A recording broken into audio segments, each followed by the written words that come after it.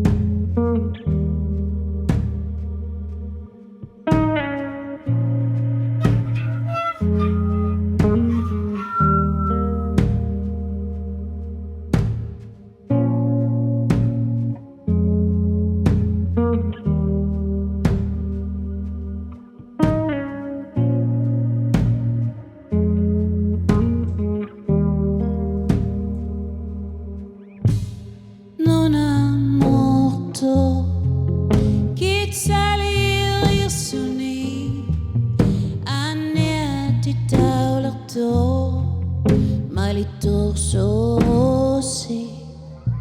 ni paitulir suni namahiyang ito bivirulir suni at solo lera mikhawiyo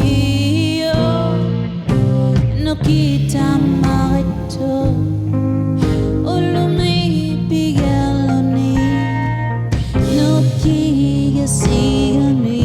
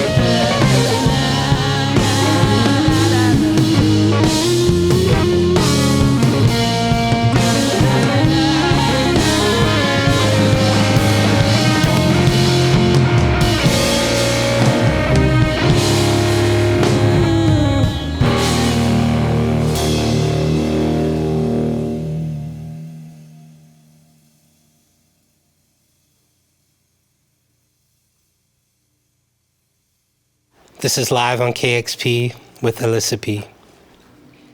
So this song is really about celebrating and honoring women, and it's called Arnaq, means woman.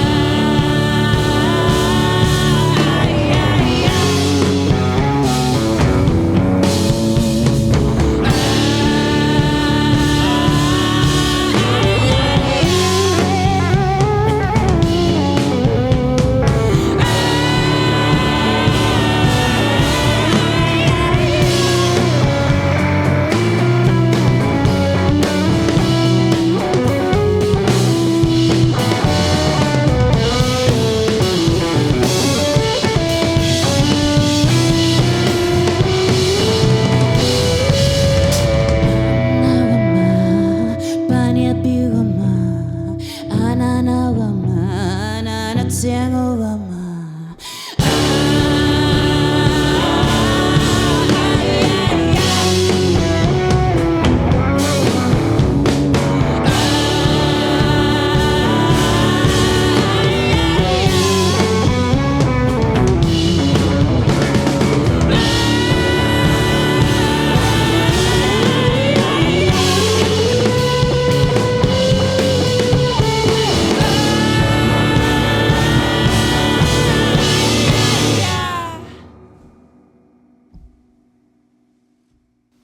Wow. That was something. That was beyond anything I ever imagined. Elisapie, Gregory, Joshua, Jean-Sébastien, thank you so much. That was incredibly moving and powerful. Nakorme, thank you so much. Mahalo nui loa. I love that you did a couple songs. We've been living with Inuktitut, myself and my partner, Tori J, who's behind the glass over there. We started an indigenous radio show here on KEXP, literally I think the same month that album came out. And so both Tori and I have been kind of on a journey with that album, and by developing this show, and that album just happened to kind of be along the ride with us. So, and I know KEXP listeners are very familiar with that record now, but I love that you played a couple songs from the Ballad of Runaway Girl. Can you maybe, to some of our listeners who are familiar with Inuktitut, but maybe not with that previous record, can you maybe talk about that album a little bit, as well as that song Arnaq, an ode to women?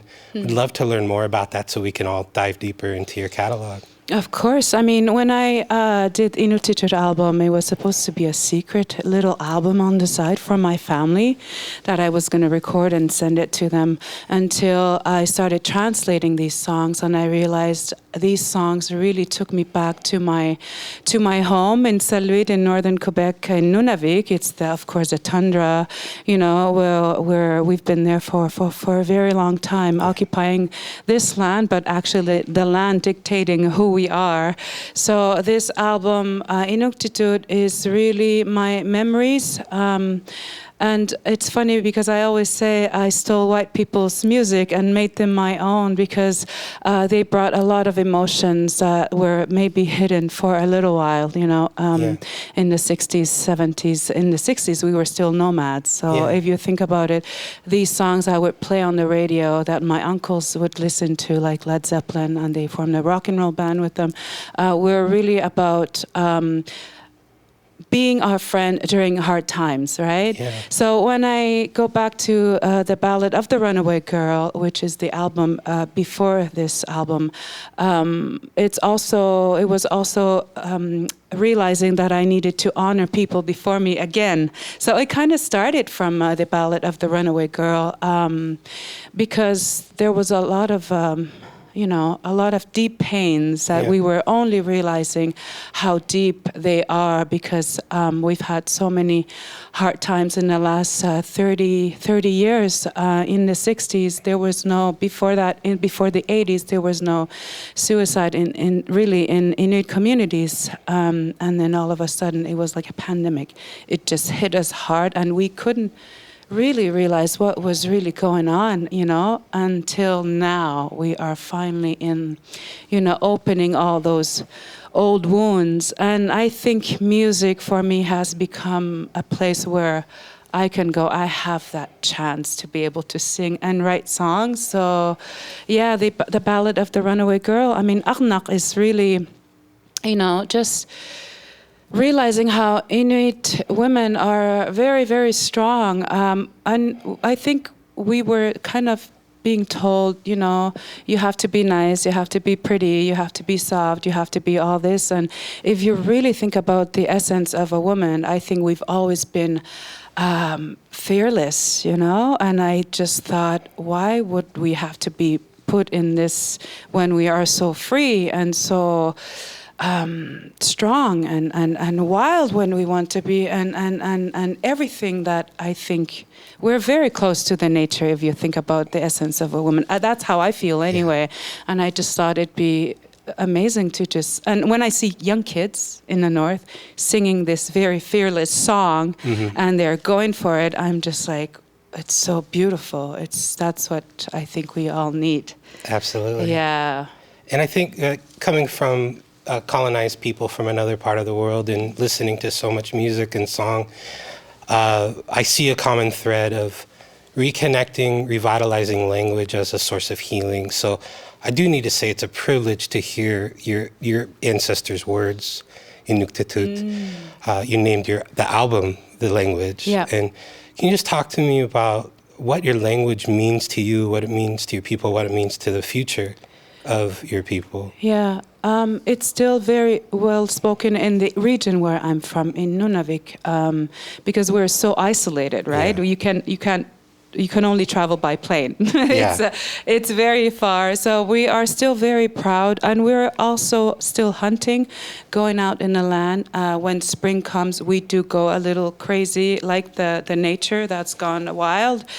So we still have that connection. So as long as I think the land is there as our guide, I think the language is very much important still, and we're still practicing it. But for sure, it's, we have to be very careful. But I think Inuktitut, I didn't make this album to make a political statement, to say, hey, my language is very important. It was just so natural for me. And I realize how I sing and move and speak and think differently in my language. It's such a amazing thing to have. I also speak French and English, but really I think Inuktitut has become definitely my guide in my artistic career, Yeah. I'm still learning a lot, but I realize when I speak and express myself, it's such a great thing, because we grew up listening to, Neil Young and Bob Dylan. All my uncles who made rock and roll music also listened to Led Zeppelin. So we're from that place musically, I think, when we want to write folk songs. But really, when we incorporate our language, it becomes a very unique thing. So it's a necessity for me, yeah. Yeah, it's like looking through the songs on the record on Inuktitut, like the majority of them, I think of them as pop songs, and maybe it's because you just heard them so much growing up. Yeah. You don't find a deeper, as a child listening to songs, you're not looking for a deeper meaning in the words. The album had an overarching, and correct me if I'm wrong, but it felt as a listener that there was just a nostalgia to it. There was kind of a bittersweetness to the whole thing, kind of running through, even like Uummati, Attanarsimat, Heart of Glass. This is a song that I'm used to kind of dancing to. Yeah. And honestly, because I'm dancing, I think I'm ignoring it a little bit. But something about this, like, really pulls me in, and there's a power there. Is there a nostalgia or kind of something that kind of, a feeling that kind of threads the whole thing together?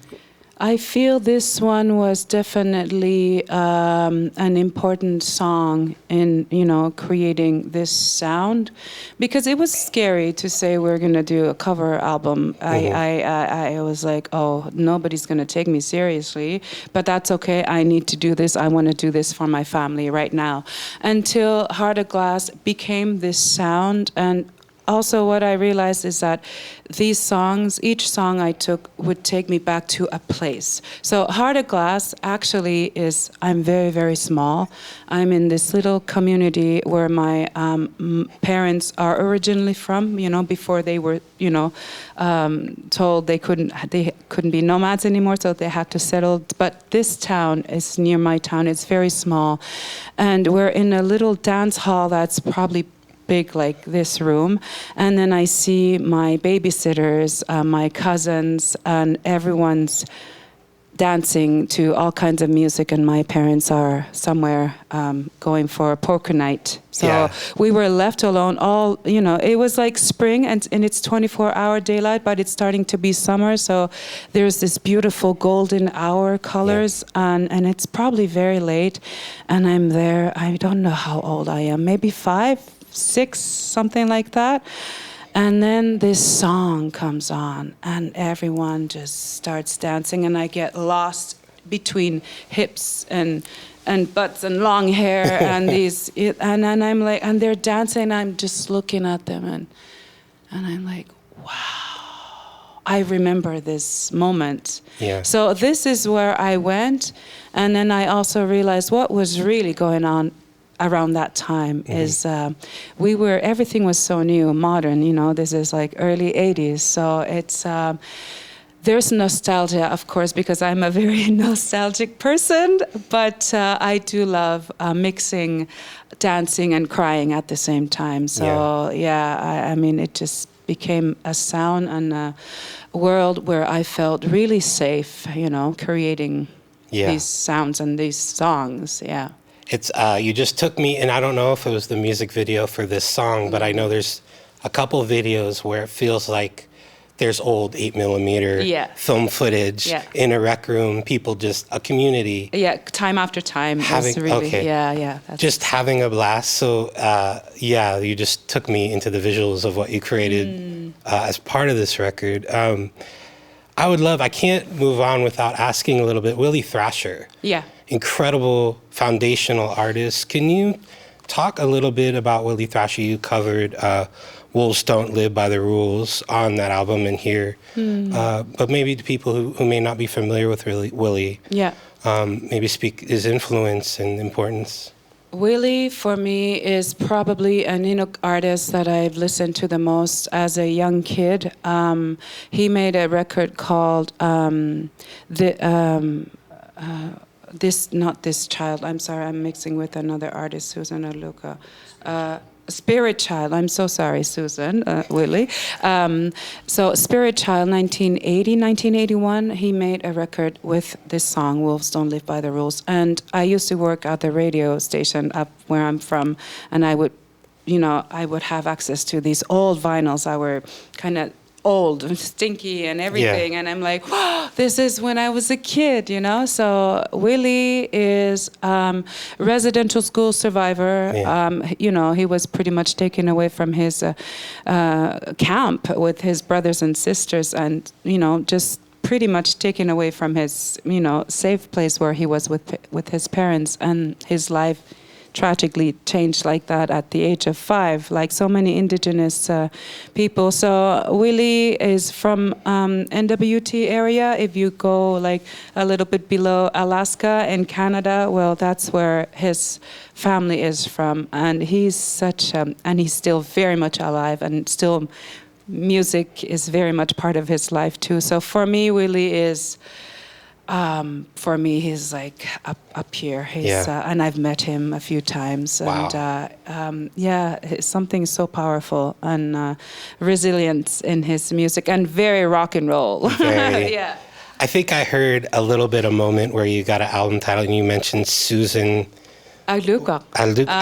Can you talk about, Well, Susan is, I was surrounded by a lot of men who were making music. My uncle Saglak is their band, William Taguna, so many Inuit artists, and we didn't really have Inuk girl making music. And then when I was about 14, 15, my friend said, sit down, listen to this, and she played this album.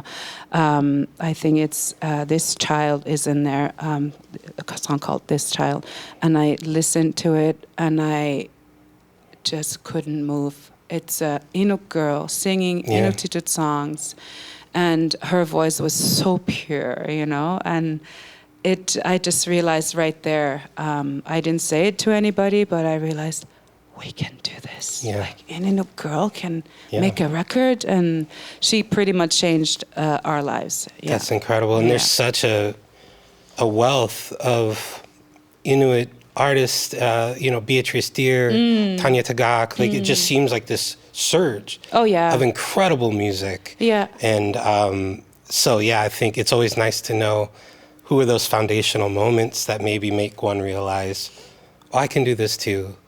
So it's very beautiful. And I'm so glad to hear about them. Yeah, and my uncle's band, I mean, they've been making music over 50 years now, and the Ballad of the Runaway Girl is actually their old song, probably older than me, and I didn't realize almost 50 years later how it was going to speak to me. I mean, I started singing through Suggs, my uncle's band. They're called Salute Band now, but they've been making rock and roll songs and folk songs since forever. He's definitely my huge inspiration, my uncle, who just joined us in Montreal all the way from Salute, flew last week to be with us for our big Antilles show. So it was pretty amazing. Yeah.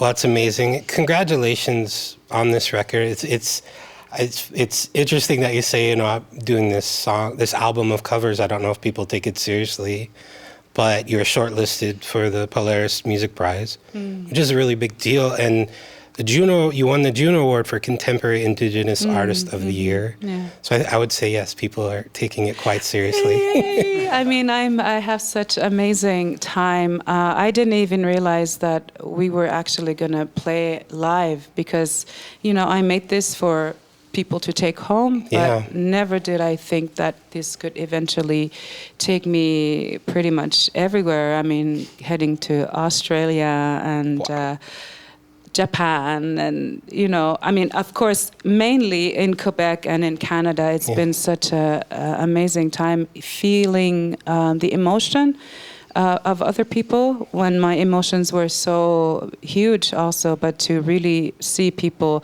crying through this song that I kind of reinterpret and the stories that I wanted to share, how it moved people is I still don't understand how people could receive it because it's such a personal album. I was sitting here being like, don't get too emotional, Kevin. You have to interview them afterwards. So I relate. But I think also, too, like it's by having these songs that people are very familiar with, it's an open door.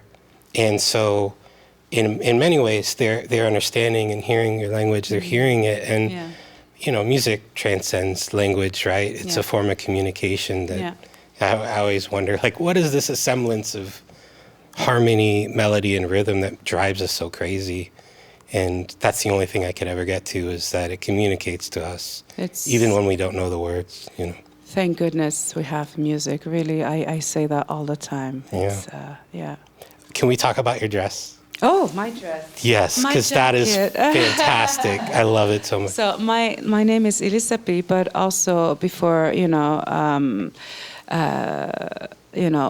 when we had names that are traditional name, my other name is Holpainen. It means a bird. So Caroline Monet, who is this beautiful indigenous filmmaker, visual artist, who also makes such amazing clothing, made this, and I just fell in love with it, and I just feel like I become part of the music, and this is also, because it's very noisy. It's actually construction paper, and her idea was also that I really loved is that to really talk about indigenous housing crisis, because it's such a big problem, and I think she just wanted to make awareness also. So I feel like this has many meanings. Well, I'm so glad it left a door so we can talk about that. I thought KEXP, we don't go there every day, so I'm bringing my dress, my jacket. Well, I'm so glad you are here. And is there anything, like, I know you're performing and you mentioned the places you're going to. Is there any thought about a next record or things moving forward? It's funny because this album may not be my songs, but, songs I stole from white people, like I said. But I just feel like they opened a huge door to a place, to a very maybe sacred place. And I feel so much more, I feel so much stronger and maybe even fearless, because I cried so much making this album. I feel like I started a healing journey, making this record. So I feel, I said, well, I don't have any more to say. That's what I thought, because I just I emptied everything until now I'm like, oh, there's a lot more to say. So I need to just maybe stop touring a little bit in order to find bits and pieces and just start creating again. So yeah, I'm really excited. I kind of have an idea where the moods are and emotions are, but for now we have, we don't know, but definitely need to work on, sitting down and start writing again. Great. Yeah. Can you introduce your band? Yes. And talk a bit about how this came together? Yes. So here on drums is our friend all the way from Montreal, like us, Gregory Fitzgerald. And then we have funnily, he's hidden in the back, but he's doing sound. He's been on the road 20 years with me, actually. He's my very good friend, Alexandre Fallu. Heroes.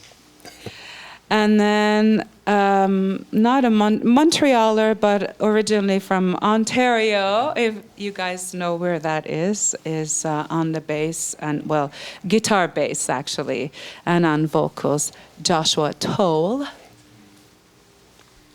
And a real true Montrealer, I have to say, from the West Island, but a true Montrealer in Little Italy of Montreal, Jean-Sébastien Williams on guitar. Well, Jean-Sébastien, Joshua, Gregory, and Elisapie, mahalo nui loa. Thank you so much for being here and gracing us with this incredible performance. And thank you, our listeners, for supporting KEXP. We are a listener-powered station. If you'd like to support, you can subscribe to this YouTube channel now. And you could also go to kexp.org, make a donation, become an amplifier, and help keep human-curated music going. This has been Elisapie live on KEXP. Yay! Thank you so much. That was great. Discover new music at listener-powered KEXP.org.